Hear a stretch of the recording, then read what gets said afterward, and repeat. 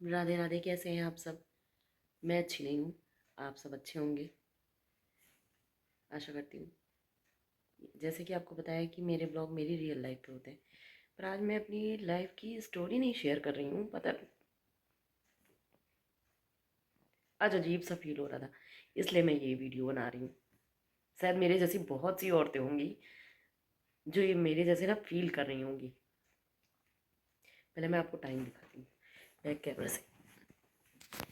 ये रात का ही वीडियो है, ये देखिए। मतलब 1 बज के, आपको दिख गया होगा ना, 25 मिनट हो रहा है। टाइम आपने देख लिया होगा, ये रात का टाइम हो रहा है 1 बज के 25 मिनट। मेरे को नींद नहीं आ रही थी, बहुत चीज़ें दिमाग में चल रही थी आज, पता नहीं क्यों। और मैं रोना भी नहीं चाह रही थी। प्रिंस हमारे सो गए हैं क्योंकि कल उनका एग्ज़ाम है मॉर्निंग में। पता, बहुत से लोग वो ये बोलते हैं ना जिनके घर में बेटियां नहीं होती हैं। एक, बहुत से लोगों के मुंह से आपने सुना होगा, जिनके घर में बेटियां नहीं होती ना, उनको ये नहीं पता होता कि बेटियों का दुख क्या होता है। पर ये लाइन ना बहुत गलत होती है। मेरी सास की 4 बेटियां थी, और मेरी जो नंद है उनकी भी 6-7 बेटियां ही बेटियां हैं। पर किसी को भी मेरी तकलीफ नहीं नजर आती। मतलब रविशंकर की भी 4 बहनें हैं, और उनकी भांजियां भी कई हैं। पर उन बहनों के पति किसी दूसरी औरत की तरफ आंख उठा के नहीं देख सकते, क्योंकि रविशंकर को ये है ना कि नहीं भाई, अ, मेरी बहन का घर बर्बाद हो जाएगा।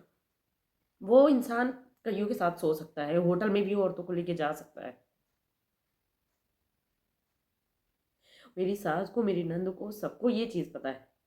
रवि की अय्याशियों के बारे में सबको पता है। पर किसी की औकात नहीं होती कि उसको खड़ा होकर के ये बोले कि नहीं तुमने गलत किया है, किसी की लाइफ खराब की है तुमने।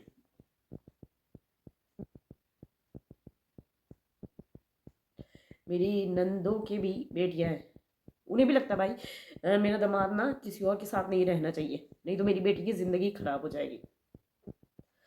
किसी और की बेटी की ज़िंदगी खराब कर दी, किसी को शर्म नहीं है। और लोग लोग क्या कहते हैं, जिनके घर में बेटियां नहीं होती ना, उनको बेटियों का तकलीफ नहीं पता होता है। भाई मेरे घर में तो इतनी ढेर सारी बेटियां पैदा कर रखी हैं, फिर भी उनको नहीं समझ में आता। और पता नहीं मेरी सास ने क्या खा करके पैदा किया है ऐसे इंसान को। इतना बेशरम इंसान, कैरेक्टरलेस इंसान कैसे पैदा कर दिया, मतलब क्या संस्कार दिए, मुझे तो समझ में ही नहीं आता। एक पेरेंट्स होते ना, अगर उनका बेटा इतना गिर जाए ना, तो वो तो शर्म के मारे ना मुंह छुपा के घूमते रहे। मतलब घूंघट कर ले, घर के बाहर ही कदम ना रखे। इनको शर्म नहीं आती। मेरे ससुराल वालों को बिल्कुल शर्म नहीं आती भाई। अगर कोई अवार्ड होना तो इनको दिला दो। एक बहू को घर मायके भेज दिया, दूसरी बहू को घर में बिठा करके छोटे भाई के साथ सुला रहे। ये है रविशंकर, किशुन दुलारी और सूर्य गौड़ का परिवार। और इसमें मेरी बलि चढ़ा दी गई, मेरी जिंदगी बर्बाद कर दी गई, मेरे बच्चे की जिंदगी बर्बाद कर दी गई। क्यों? क्योंकि मेरी नंद ने 6-7 बच्चे पैदा कर लिए। क्योंकि उनके पति कुछ करते नहीं है, घर में सिर्फ बेड तोड़ते हैं, बच्चे पैदा करते हैं। इसलिए मुझे बच्चा करने का अधिकार भी नहीं दिया गया।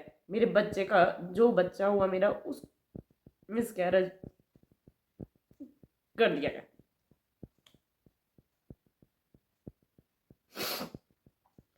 पता नहीं मेरे को कौन से कर्मों की सजा दी गई, मेरे साथ साथ मेरे बच्चे को भी पता नहीं कौन से कर्मों की सजा दी गई, जो ऐसा इंसान भगवान ने मेरी किस्मत में लिख दिया। मैंने कसम से कभी भी ना,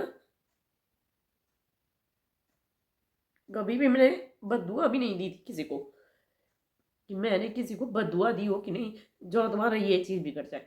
मैंने किसी के साथ कभी भी अपनी लाइफ में छल तो किया ही नहीं, कभी भी धोखेबाजी मक्कारी कभी भी नहीं की, धोखा कभी भी नहीं दिया। फिर भी मेरे साथ ये चीजें हो रही हैं। मैंने ये भी सुना है कि भाई अगर आप किसी के साथ गलत करते हैं तभी आपको आपके कर्मों की सजा मिलती है। पता नहीं भगवान ने मेरे कौन से कर्म की सजा दी है मुझे, जो मेरी शादी ना रविशंकर से हो गई। और भाई एक से एक इंसान, किसी को हार्ट अटैक में कोई मर जाता है, कोई कैसे मर जाता है, कोई कैसे मर जाता है। भाई ये इंसान ना मेरी आंखों के सामने नाचता रहेगा, नाचता रहेगा। ना भगवान मुझे मौत देते हैं, ना इस इंसान को मौत देते हैं कि मेरी जिंदगी से ये दूर चला जाए, मेरे और मेरे बेटे की जिंदगी से।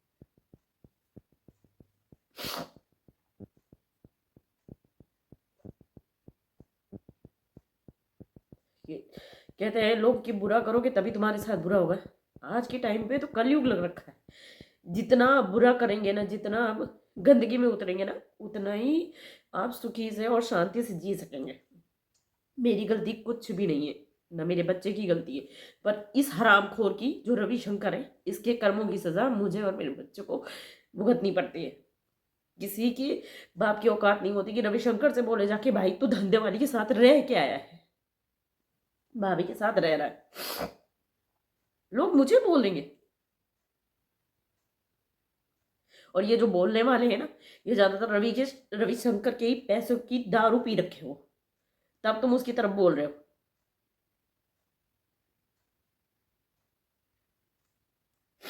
ठीक है, नहीं तो सच्चाई सबको पता चलती है। मेरे वीडियो सब लोग देखते हो ज्यादातर। क्या तुमको वो रिकॉर्डिंग्स नहीं सुनाई देती जो रविशंकर की होती हैं, उनकी वॉइस में होती है? या फिर वो मैसेज नहीं तुम्हें आंखों के सामने नाचते हैं जो रविशंकर के होते हैं?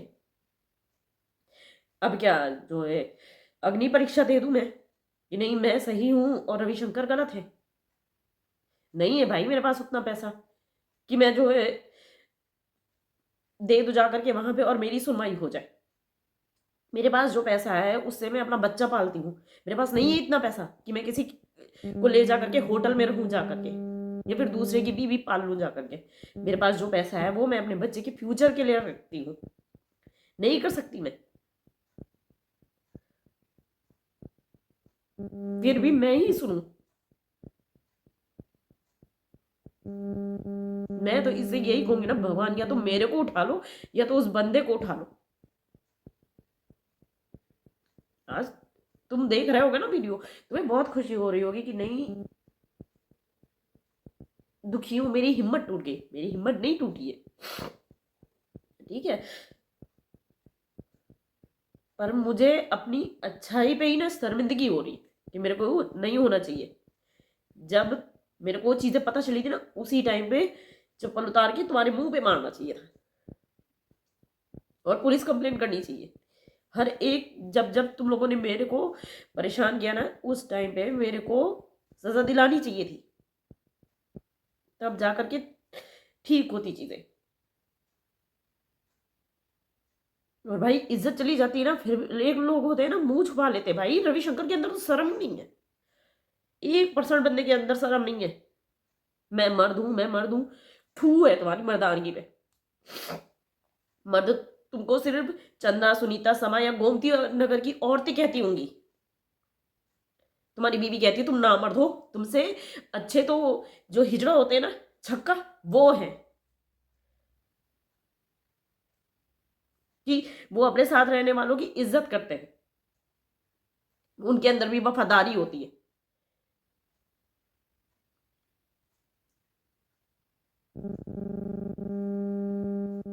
मुझे रोना इसलिए नहीं आ रहा कि जो है मेरी जिंदगी जो हुआ सो हुआ, पर बच्चे की लाइफ से, उसके फ्यूचर से भी तुम खेल गए। अय्यासी किसी के दिमाग पे चढ़ती है ना, तो रविशंकर को देख लो भाई, जिनको लगता है कि नहीं एक बंदा फौज की नौकरी कर रहा है तो अपने बच्चे के लिए तो बहुत लॉयल होगा। नहीं भाई, वो अपनी अय्याशियों के चक्कर में, अपनी भाभी की दीवानगी में और रखेलों की दीवानगी में अपने बच्चे तक को जान से मार सकता है। ये है रविशंकर।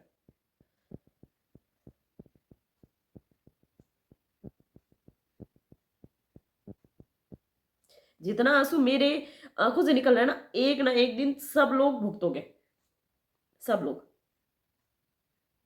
कोई भी सुखी तो रहोगे ही नहीं। तुम्हारी बर्बादी के दिन ना यहीं से चालू होंगे। अभी इज्जत गई है, बहुत कुछ भोगोगे तुम लोग।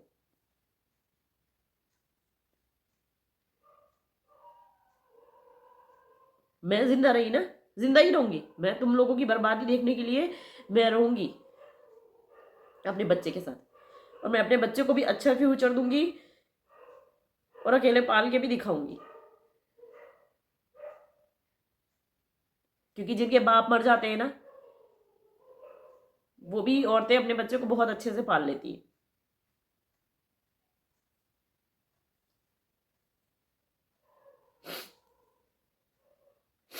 मुझे शर्म आती कि रविशंकर ने ये चीजें की हैं, इतनी अय्यासियां फैलाई, इतनी गंद मचा के रखी है। पर रविशंकर को शर्म नहीं आती क्योंकि वो मर्द है। रविशंकर की मां को भी शर्म नहीं आती क्योंकि उन्होंने एक मर्द बच्चा पैदा किया है जो कई औरतों के साथ सो सकता है। रविशंकर के भाई को भी शर्म नहीं आती भाई, हरिशंकर को भी बिल्कुल नहीं आती क्योंकि वो उसकी बीबी को खुश रख रहा है। और बहनों को तो शर्म आएगी नहीं क्योंकि उनके पति बच्चा पैदा करते हैं और रविशंकर उनका पालन पोषण करते हैं।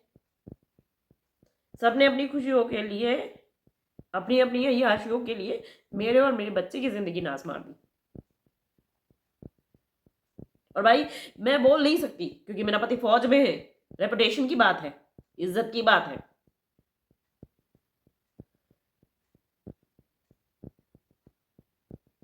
क्या करूं मैं ऐसी इज्जत का? मैं एक इंसान हूं, मेरे को भी दर्द होता है, तकलीफ होती है। और मेरे बच्चे की तकलीफ से मुझे बहुत ज्यादा तकलीफ होती है। तब मेरी हिम्मत टूटती है और मेरा गुस्सा और ज्यादा निकलता है बाहर, और तब मैं बोलती हूँ और ज्यादा।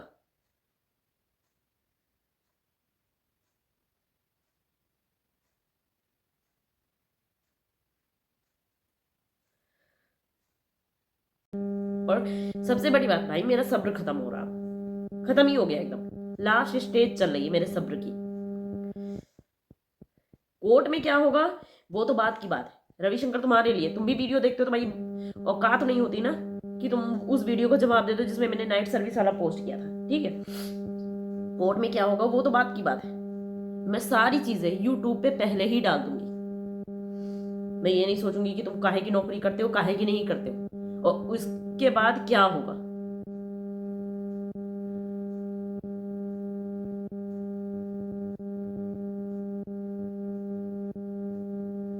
तो उतना मुंह तो जितना चल जाए, हमारी यूपी की लैंग्वेज में मैं बोलती हूँ, ठीक है ना। ज्यादा तांडव मत करो।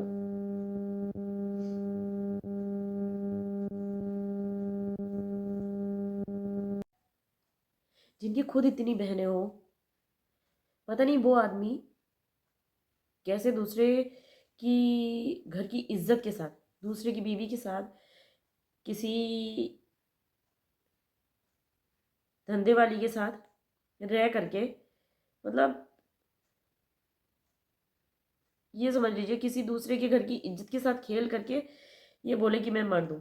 मतलब उसकी खुद की बहनें हैं, फिर भी ऐसे इंसान को शर्म नहीं आती कि ये चीज़ें अगर आई सामने दुनिया में तो लोग क्या बोलेंगे, और उनकी बहन और उनकी बेटी और उनकी भांजियों पे क्या असर पड़ेगा। अच्छा हुआ कि मेरी बेटी भाई मर गई। ऐसे अगर नीच इंसान की बेटी वो होती ना मेरी, जीती, तो रविशंकर के कर्मों की सजा ना मेरी बच्ची को भुगतना पड़ता। अच्छा हुआ वो मर गई।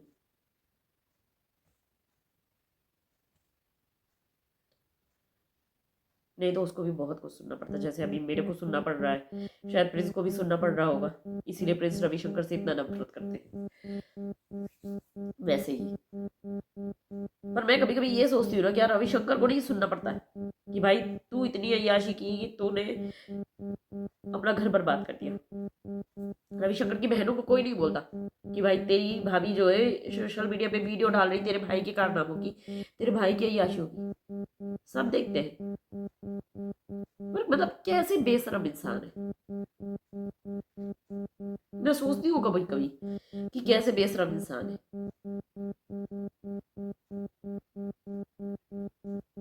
मेरी शादी पता नहीं कौन से नीच खानदान में हो गई।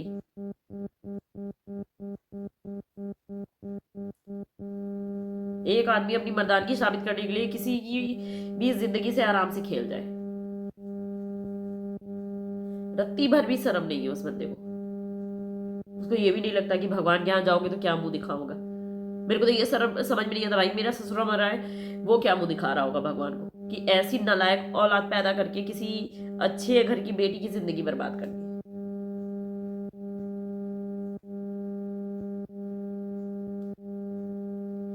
कर्म से और भगवान से लोग डरते हैं, मेरे ससुराल वालों को डर नहीं है। पता नहीं कौन सी गुट्टी पी के आए। गुट्टी क्या, शराब का असर है भाई। एक से बढ़ के एक शराबी और अय्यास घर लोग हैं मेरे ससुराल में।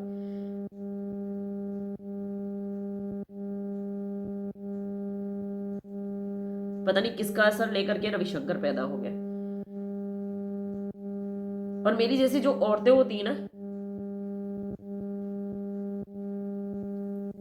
सेम कंडीशन होगी, जिनके पति की अय्याशियां बाहर चल रही है, वो अच्छे से मेरी तकलीफ समझ रही होंगी। और सबसे बड़ी बात तो भाई, मेरा पति फौज में है तो मैं उससे लड़ भी नहीं सकती। शासन प्रशासन कुछ करेगा ही नहीं, क्योंकि अगर फौज की नौकरी कर रहा है तो बंदे को सब कुछ अथराइज है, सब कुछ कर सकता है बंदा। अपनी बीबी को मार सकता है, जान से मारने की कोशिश कर सकता है, मोलेस्टेशन कर सकता है, और भी सब कुछ कर सकता है, सब कुछ, अगर फौज की नौकरी कर रहा है तो।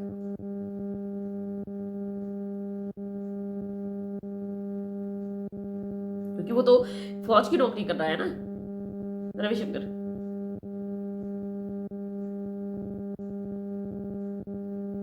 पहले यार मैं मतलब बहुत अच्छा मानती थी। मेरे को किसी ने बोला था ना कि फौजी अपनी बीवी को बहुत प्यार करते हैं भाई। कसम से यार, ये एक लाइन ने ना मेरी जिंदगी की हेल लगा दी, नाश मार दिया पूरा। पता नहीं कौन सी मनहूस घड़ी थी जिस दिन मैंने इस बंदे से शादी के लिए हाँ कर दी। तो शायद बॉर्डर पे शहीद हो जाता ना तो मेरे को सबसे ज्यादा खुशी होती और गर्व होता, पर ये मरा है दूसरी तीसरी 10वीं औरत के ऊपर।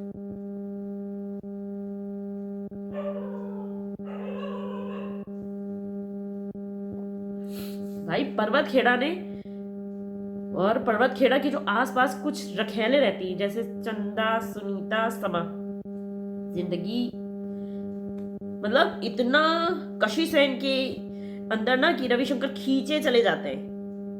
रविशंकर लखनऊ में होंगे तो पर्वत खेड़ा में गिरेंगे जाके। इतनी आग लग रखी रहती है भाभी के, उनके और रवि की गर्लफ्रेंड के, और जो और है एक उनके खुद के पति से इनकी आग नहीं बुझती। इनको दूसरे का पति चाहिए होता है, और पता नहीं कितने कितनों के पति को जो है वो कर रखी होंगी। मैं तो यही कहूंगी भाई, इन औरतों से ना अपने पति को बचा के रखना। मैं फोटो नहीं लगाती इन बाजारू औरतों की, पर अपने पति को बचा के रखना। पता नहीं इनका नेक्स्ट टारगेट कौन होगा, क्योंकि रवि तो कुछ दिन में जो है जब रिटायर हो जाएगा तो बंदे के पास पैसा नहीं होगा, तो इनका नेक्स्ट टारगेट आप ही होगे। मेरी जिंदगी बर्बाद कर दी, मैं तो पर्वत खेड़ा से निकल गई। आप अपने अपने पतियों को बचा के रखना, जो पर्वत खेड़ा में है, जो रमईपुर में है, और जो मलके गांव में है। इन 3 औरतों से ना अपने पति को बचा के रखना।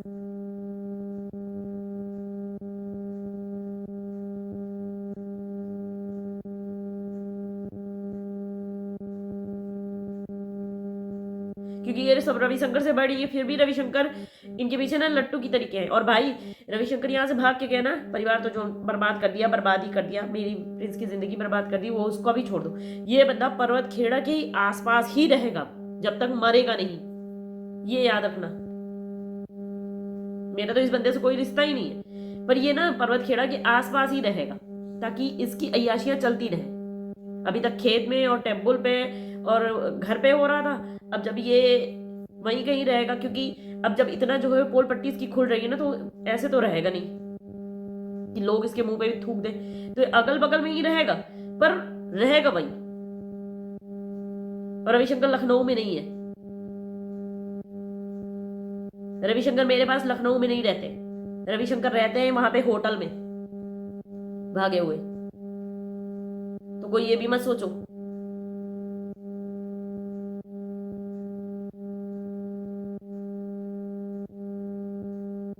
और बाकी जिसको है ना, जाके पता कर लो बंदा कहाँ कहाँ गुल खिला रहा है। और फिर भी जिसको शक हो ना, तो मेरे पास मैसेज करो, कॉल करो, मैं दूंगी उसके कच्चे चिट्ठा जितना है।